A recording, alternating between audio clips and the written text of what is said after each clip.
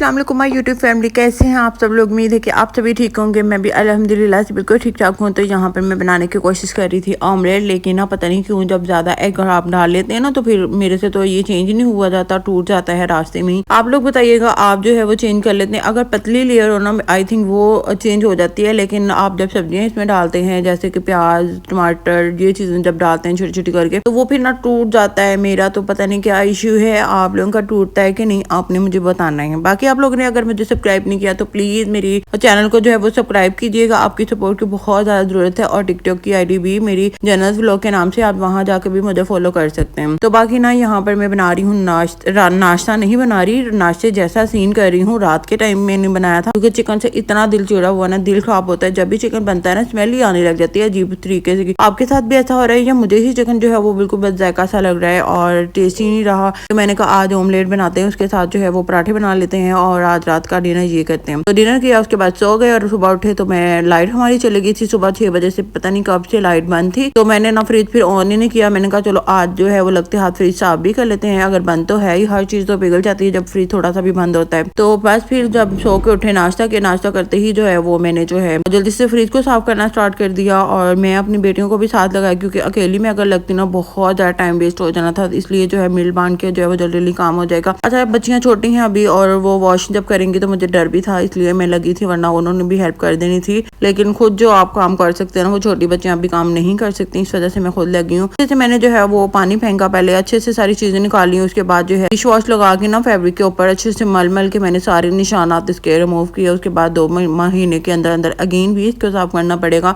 जब हमने घर शिफ्ट करना है। बाकी जी आपको बहुत सारे जो है शिफ्टिंग के व्लॉग भी जल्दी ही मिलने वाले हैं, क्योंकि अभी घर में देख रही हूँ। दुआ कीजिएगा कि अल्लाह ताला जो है वो मुझे जल्दी से जो है अच्छा कर दे, अपना ही दे दे। अगर आप मुझे कामयाब करेंगे ना तो यकीन जाने कि मैं अपना घर ले सकती हूँ। आपका दिल से थैंक यू होगा अगर आप मुझे जो है सपोर्ट करेंगे। यहाँ पर बेटी को बोला था तुम ना फ्रिज की एसेसरीज वॉश कर दो। डर भी बड़ा लग रहा था क्योंकि शीशे की एसेसरीज होती हैं तो टूट ना जाए। पीछे ये बॉक्स ना हर बार ही मेरे से लगता ही नहीं है, आई डोंट नो क्यों नहीं लगता मेरे से और कैसे लगता है मुझे ये भी नहीं आइडिया। बाकी फ्रिज सारा क्लीन हो चुका है, अभी मैं ऑन बिल्कुल नहीं करूंगी, थोड़ा टाइम इसको दूंगी। बाकी सफाई वगैरह मैंने कहा करते हैं शाम तक इसको ऑन करेंगे, क्योंकि हिलाई भी थी हमने तो फौरन नहीं चलानी चाहिए। थोड़ा देर जो है वो रख दूंगी, चीजें सारी इसमें रख दी है। बाकी किचन की सफाई हमने सोचा कर लेते हैं लगते आज, क्योंकि बहुत ज्यादा फर्श जो है ना वो गंदा हो चुका था। किचन भी सारा साफ करते हैं, बर्तन भी जितने हो गए वो साफ करते हैं, क्योंकि जब आप फ्रिज साफ करते हैं ना बड़ा ही यकीन जाने मैस हो जाता है पूरे किचन में। और दूसरी टेंशन ये है कि किचन से पानी नहीं निकलता, क्योंकि मैंने ही पाइपलाइन बंद नीचे से करवाया कि इधर से जो है वो रास्ता रही ना, क्योंकि मुझे डर लगता था जिससे कोई चीज ना आज निकल आए और मच्छर आता था, इस वजह से वो बंद करवा दिया। पानी बाहर निकालना पड़ता है, पीछे वाले एरिया में तो बड़ा मुश्किल से हमने पानी निकाला।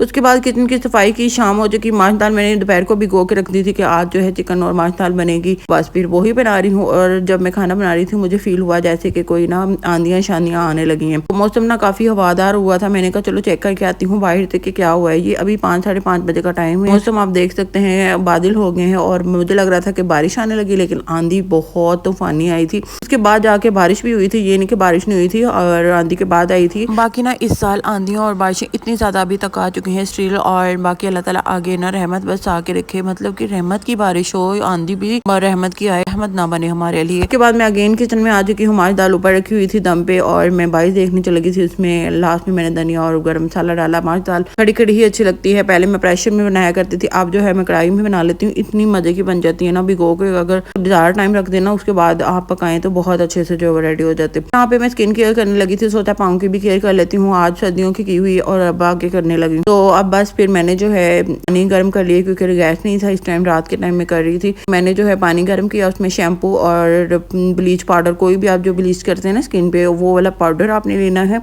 गोल्डन पर की करती हूँ वही मैंने ऐड किया, जो चीजें मैं यूज करती हूँ वही मैं ऐड कर दी है। आप कोई भी कर सकते हैं जो करते हैं। गर्म पानी में आपने जो है इसमें पाँव डिप करके बैठ जाना है, और स्किन पे भी मैंने स्किन पॉलिश अप्लाई की हुई है साथ साथ। मैंने कहा चलो दोनों काम कर लेते हैं। और ना अगर आपके पाँव में स्वेलिंग है या पेन रहता है तो आप सॉल्ट भी डालिएगा, उससे आपको जो है पेन भी कम होगा, आपको टकोर भी मिलेगी, तो आपको फायदा भी मिल जाएगा। यहाँ पर ना स्किन पॉलिश भी मैंने फेस पे अप्लाई की थी, तो इधर बैठ के वेट कर रही थी कि पाँव का टाइम हो, तो फिर मैं फेस वॉश करने के बाद जो है पाँव को भी स्क्रब करूँ। उसके बाद जो है मैंने रब करके पाँव को साफ कर लिया था। उसके अलावा मैं कुछ भी नहीं करती और अपनी स्किन केयर करती हूँ सिर्फ रात को। डेली जो है वो मैं सीरम लगाती हूँ वाइटनिंग, और उसके बाद हाथ पाँव की क्रीम तो मस्त लगाती हूँ, उससे ना मेरे हाथ पाँव हमेशा ही अच्छे रहते हैं और मुझे कोई डीप सैलून वगैरह का ट्रीटमेंट लेना नहीं पड़ता। अगर मैं ही इसी तरह करती हूँ, मैं कभी भी सैलून नहीं गई और अपनी स्किन केयर के लिए बाकी खैरी तो जो है किचन में आ चुकी हूँ, क्योंकि आंधियाँ ना डेली ही आ जाती है, तो सोचा अब ना 1-2 रोज बाद किचन की हर चीज़ जो है वो क्लीन करनी पड़ेगी। डेली तो हम कर नहीं सकते। अब वो कोशिश करती हूँ जब भी आंधी आए विंडोज हर चीज़ जो है वो बंद कर दूँ, लेकिन कभी खुली भी रह जाती है, एकदम आ जाती है, पता ही नहीं चलता, तो इस वजह से मसला हो जाता है।